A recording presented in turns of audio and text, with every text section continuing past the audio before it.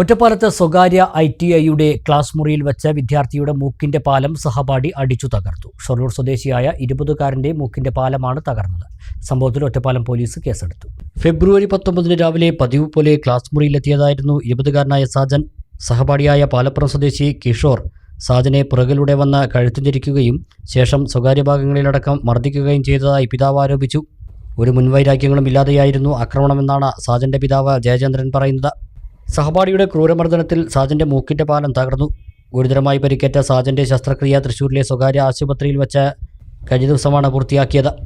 സഹപാഠികൾക്കിടയിൽ വെച്ച് മർദ്ദിക്കുന്നതിന്റെ CCTV ദൃശ്യങ്ങളും പുറത്തു വന്നിട്ടുണ്ട്. സംഭവത്തിൽ ഒറ്റപ്പാലം പോലീസ് കേസെടുത്തു.